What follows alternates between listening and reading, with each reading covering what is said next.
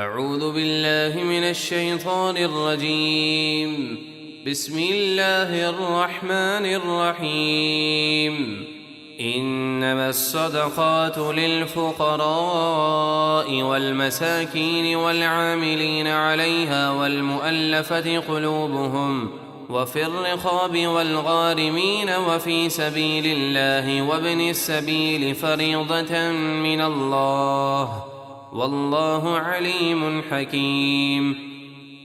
زکوٰۃ تو صرف فقیروں اور مسکینوں کے لیے ہے اور بیت المال کے لیے زکوٰۃ جمع کرنے والوں کے لیے، اور جن کے دلوں میں اسلام کی الفت ڈالی جائے۔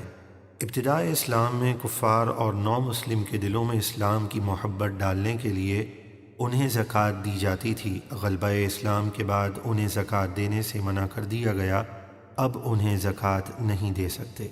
اور غلاموں کو آزاد کروانے میں اور مقروضوں کے قرضے ادا کرنے کے لیے اور اللہ کی راہ میں یعنی دینی طلباء اور مجاہدین وغیرہ کے لیے اور غریب مسافروں کے لیے ہے۔ یہ حکم اللہ کی طرف سے فرض کیا ہوا ہے اور اللہ علم و حکمت والا ہے۔ ومنهم الذين يؤذون النبي ويقولون هو أذن قل أذن خير لكم يؤمن بالله ويؤمن للمؤمنين ورحمة للذين آمنوا منكم والذين يؤذون رسول الله لهم عذاب أليم۔ اور ان منافقوں میں سے کچھ وہ ہیں جو غیب کی خبریں دینے والے ہمارے نبی کو ستاتے ہیں اور کہتے ہیں وہ تو کان ہیں، یعنی جو کہا جائے بغیر تحقیق کے مان لیتے ہیں۔ آپ فرما دیجئے وہ تو تمہاری بھلائی کے لیے کان ہیں۔ اے منافقوں، ان کی ہر بات کی تحقیق نہ فرمانا تمہارے لیے بھلا ہے۔ اگر وہ راز فاش فرمانے کے عادی ہوتے تو تمہاری خیر نہ ہوتی، وہ تو تمہاری پردہ پوشی فرماتے ہیں۔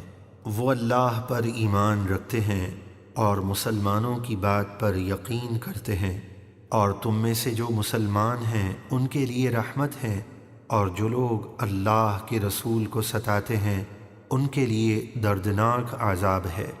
يحلفون بالله لكم ليرضوكم والله ورسوله أحق أن يرضوه إن كانوا مؤمنين۔ اے مسلمانوں، منافقین تمہارے سامنے اللہ کی جھوٹی قسمیں کھاتے ہیں تاکہ اپنی بے گناہی ثابت کر کے تمہیں راضی کر لیں، حالانکہ اللہ اور اس کے رسول کا حق زیادہ تھا کہ فرما برداری کر کے انہیں راضی کرتے اگر ایمان رکھتے تھے۔ أَلَمْ يَعْلَمُوا أَنَّهُ مَنْ يُحَادِدِ اللَّهَ وَرَسُولَهُ فَأَنَّ لَهُ نَارَ جَهَنَّمَ خَالِدًا فِيهَا ذَلِكَ الْخِزْيُ الْعَظِيمُ۔ کیا وہ نہیں جانتے کہ جو اللہ اور اس کے رسول کی مخالفت کرے تو بے شک اس کے لیے جہنم کی آگ ہے، وہ ہمیشہ اس میں رہے گا، یہی بڑی رسوائی ہے۔ يحذر المنافقون أن تنزل عليهم سورة تنبئهم بما في قلوبهم قل استهزئوا إن الله مخرج ما تحذرون۔ منافقین مسلمانوں پر کسی ایسی صورت کے نازل کیے جانے سے ڈرتے ہیں جو انہیں منافقوں کے دلوں کا چھپا ہوا نفاق بتا دے۔ آپ منافقوں سے فرما دیجئے تم مذاق اڑاتے رہو، بے شک اللہ تمہارا نفاق ظاہر کرنے والا ہے جس کا تمہیں ڈر ہے۔ وَلَئِن سَأَلْتَهُمْ لَيَقُولُنَّ إِنَّمَا كُنَّا نَخُوضُ وَنَلْعَبُ قُلْ أَبِاللَّهِ وَآيَاتِهِ وَرَسُولِهِ كُنتُمْ تَسْتَهْزِئُونَ۔ اور اے حبیب، اگر آپ ان سے مذاق کے بارے میں پوچھیں تو وہ کہیں گے کہ ہم تو یوں ہی ہنسی کھیل کر رہے تھے۔ غزوہ تبوک میں جاتے ہوئے 3 منافقوں میں سے 2 رسول اللہ کا مذاق اڑاتے ہوئے آپس میں بولے کہ ان کا خیال ہے ہم روم پر غالب آ جائیں گے۔ یہ بالکل غلط ہے۔ تیسرا خاموش تھا مگر ان کی باتوں پر ہنستا تھا۔ رسول اللہ صلی اللہ علیہ وسلم نے ان تینوں کو بلا کر پوچھا تو وہ کہنے لگے ہم تو یوں ہی دل لگی کر رہے تھے۔ اس پر یہ آیت نازل ہوئی۔ آپ فرما دیجئے کیا تم اللہ اور اس کی آیتوں اور اس کے رسول کے ساتھ مذاق کرتے ہو؟